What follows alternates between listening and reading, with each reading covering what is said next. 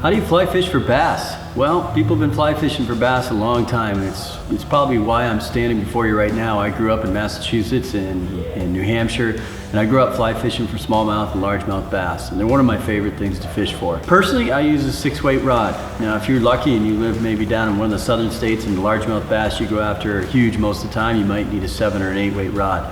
But I think for the all-around person, a 6-weight rod is a good rod to start out with. Although bass, depending whether you're going largemouth or smallmouth, sometimes are probably best fished with maybe a slow sinking line and a streamer, I like to do all my bass fishing topwater. If I can't get them on topwater on the fly rod, I'm probably going to fish for something else. So I use a floating line, and your good old weight forward 6-weight line that you probably go trout fishing with will work absolutely fine for that.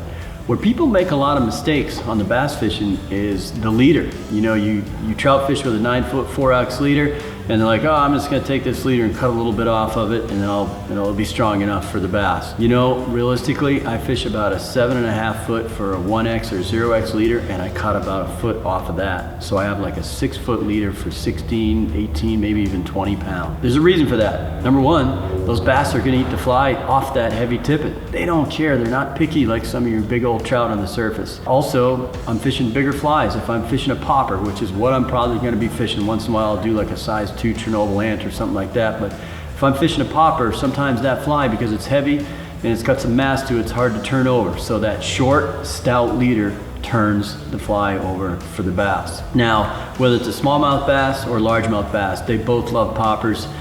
Each one of those bass likes different territory. Usually you're gonna find your largemouth bass near the lily pads and near the weeds in shallow water. And that's another good reason for that heavy leader, because if you hook a good sized largemouth bass in the lily pads, the first thing he's gonna do is to go back into those lily pads. And any tippet under 16 pounds, he's gonna break you off in there.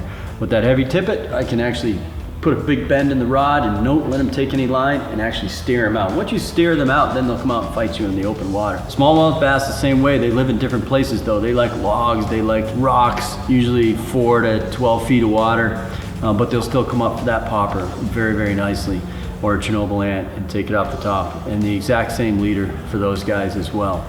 Be prepared for a good fight, especially if you hook a smallie. Smallmouth bass are one of the hardest fighting freshwater fish, at least for that first 15 to 20 seconds, and they'll jump on you, they'll try to get you back in the logs and the rocks.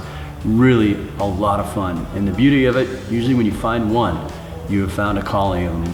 Bass are in the sunfish family, and when you find one, you've got a bunch. So stay in that place and try and catch them all, and move on, and maybe you get the big one.